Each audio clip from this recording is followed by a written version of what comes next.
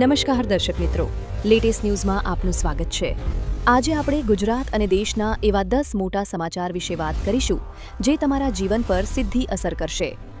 Iran America યુદ્ધ, પાકિસ્તાનમાં મોટો ખેલ, રશિયા યુદ્ધમાં 10 ભારતીયોના મોત, સંપત્તિમાં આગળ, દાન કરવામાં ઇલોન મસ્ક સૌથી પાછળ, ટ્રમ્પનો ગોલ્ડ કાર્ડ વિઝા ફ્લોપ, માત્ર એક વ્યક્તિએ લીધો, પ્રયાગરાજ 45.2 ડિગ્રી સેલ્સિયસ સાથે દેશમાં સૌથી ગરમ, ઓપન એઆઈનું ક્રાંતિકારી જીપીટી 5.5 લોન્ચ, અમેરિકાનો હથિયાર ભંડાર ખાલી થવાના આરે, બેંકમાં મોટી ધાડ, 10 મિનિટમાં 7 કરોડ, યુદ્ધ વચ્ચે, ટ્રમ્પ પુતિન વચ્ચે મિત્રતાના સંકેત, ખેડૂતો માટે મોટા સમાચાર। આ બધું જ જાણીએ તે પહેલા અમારી યુટ્યુબ ચેનલને સબસ્ક્રાઇબ કરી લેજો અને બેલ આઇકન ઓન કરી દેજો। ઈરાન અમેરિકા યુદ્ધ, પાકિસ્તાનમાં મોટો ખેલ। ઈરાન અને અમેરિકા વચ્ચે વધતા તણાવને ઉકેલવાના પાકિસ્તાનના પ્રયાસોને મોટો ઝટકો લાગ્યો છે। અમેરિકી પ્રતિનિધિ મંડળ પાકિસ્તાન પહોંચે તે પહેલા જ ઈરાની વિદેશ મંત્રી અબ્બાસ અરાકચી અચાનક પરત ફર્યા છે। અરાકચીએ પાકિસ્તાની પીએમ શાહબાઝ શરીફ અને આર્મી ચીફ આસિમ મુનીર સાથે મુલાકાત કરી હતી, પરંતુ મધ્યસ્થીની આશા હાલ તૂટી ગઈ છે। બંને દેશો વચ્ચે મંત્રણા અનિશ્ચિત બની ગઈ છે। રશિયા યુદ્ધમાં 10 ભારતીયોના મોત। રશિયા યુક્રેન યુદ્ધમાં 10 ભારતીય યુવાનોના મોત મામલે કેન્દ્ર સરકારે સુપ્રીમ કોર્ટમાં મહત્વનો જવાબ રજૂ કર્યો છે। સરકારે જણાવ્યું કે આ નાગરિકો કોઈના દબાણમાં નહીં, પરંતુ પોતાની મરજીથી કોન્ટ્રાક્ટ સાઇન કરીને રશિયન સેનામાં જોડાયા હતા। હાલ 26 પરિવારોએ સ્વજનોની વાપસી માટે અરજી કરી છે। વિદેશ મંત્રાલય મૃતદેહો પરત લાવવા પ્રયત્નશીલ છે, પરંતુ પરિવારો સહયોગ આપતા ન હોવાનો સરકારે કોર્ટમાં દાવો કર્યો છે। રશિયા યુદ્ધમાં 10 ભારતીયોના મોત।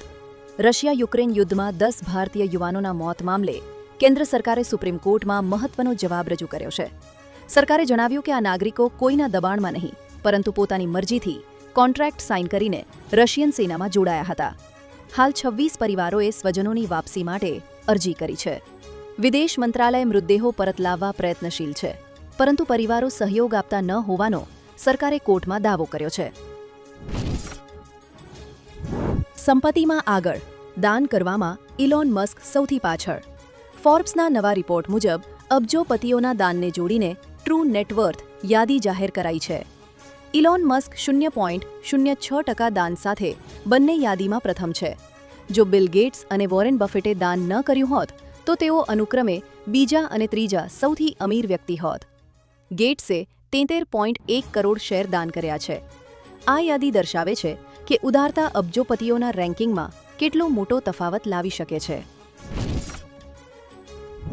ટ્રમ્પનો ગોલ્ડ કાર્ડ વિઝા ફ્લોપ, માત્ર એક વ્યક્તિએ લીધો। અમેરિકાના રાષ્ટ્રપતિ ડોનાલ્ડ ટ્રમ્પનો મહત્વાકાંક્ષી ગોલ્ડ કાર્ડ વિઝા પ્રોગ્રામ નિષ્ફળ જતો જણાય છે। 1300 અરજીઓ વેચાયાના દાવા વચ્ચે અત્યાર સુધી માત્ર એક વ્યક્તિએ જ આ વિઝા મેળવ્યા છે। $10 લાખ આપી અમેરિકામાં રહેવા અને કામ કરવાની આ યોજના ફેબ્રુઆરી 2025માં શરૂ થઈ હતી। વાણિજ્ય સચિવે સ્વીકાર્યું કે સેંકડો અરજીઓ હાલ પ્રક્રિયા હેઠળ છે, પરંતુ ધાર્યા મુજબનો પ્રતિસાદ હજુ સુધી મળ્યો નથી। પ્રયાગરાજ 45.2 ડિગ્રી સેલ્સિયસ સાથે દેશમાં સૌથી ગરમ। દેશભરમાં કાળઝાળ ગરમી અને લૂનો પ્રકોપ વધ્યો છે। ઉત્તર પ્રદેશનું પ્રયાગરાજ 45.2 ડિગ્રી સેલ્સિયસ તાપમાન સાથે સૌથી ગરમ શહેર નોંધાયું છે। રાજસ્થાન સહિત 5 રાજ્યોના 14 શહેરોમાં પારો 44 ડિગ્રી સેલ્સિયસને પાર પહોંચ્યો છે। ઓડિશા સરકારે વધતી ગરમીને કારણે સોમવારથી તમામ શાળાઓ બંધ રાખવાનો નિર્ણય લીધો છે। હવામાન।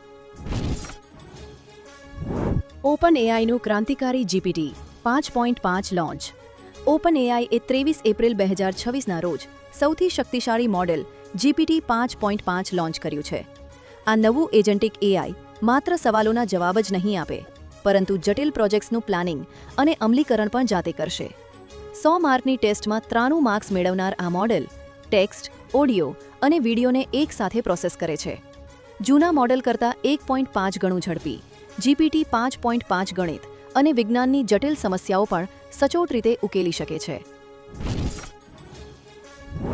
અમેરિકાનો હથિયાર ભંડાર ખાલી થવાના આરે। ઈરાન સાથેના 38 દિવસના યુદ્ધમાં અમેરિકાએ ચીન માટે અનામત રાખેલી મિસાઇલો વાપરી નાખતા સંરક્ષણ ચિંતા વધી છે. આ યુદ્ધમાં દરરોજ 90 અબજ રૂપિયાનો અધધ ખર્ચ થયો હતો. અમેરિકાએ 1100 સ્ટીલ્થ અને 1000થી વધુ ટોમહોક મિસાઇલો છોડી છે. કુલ $35 અબજ ખર્ચ સાથે અમેરિકાનો સ્ટોક હવે ખતમ થવા આવ્યો છે. હજારો ટાર્ગેટ પર હુમલાને કારણે વ્યૂહાત્મક હથિયારોની અછતની સ્થિતિ ઊભી થઈ છે. બેંકમાં મોટી ધાડ, 10 મિનિટમાં 7 કરોડ. ઝારખંડના હજારીબાગમાં ધોળા દિવસે બેંક ઓફ મહારાષ્ટ્રમાં સશસ્ત્ર લૂંટની ઘટના બની છે. બરહી વિસ્તારમાં 4 નકાબપોશ બદમાશોએ હથિયારના જોરે કર્મચારીઓને બંધક બનાવ્યા હતા. લૂંટારુઓ માત્ર 10 મિનિટમાં 7 કરોડ રૂપિયાનું સોનું અને 5 લાખ રૂપિયાની રોકડ લૂંટીને ફરાર થઈ ગયા હતા. પોલીસે સમગ્ર વિસ્તારમાં નાકાબંધી કરી છે અને ગુનેગારોને પકડવા તપાસ તેજ કરી છે. આ ઘટનાથી બેન્કિંગ ક્ષેત્રમાં ભારે ફફડાટ વ્યાપી ગયો છે. યુદ્ધ વચ્ચે ટ્રમ્પ પુતિન વચ્ચે મિત્રતાના સંકેત.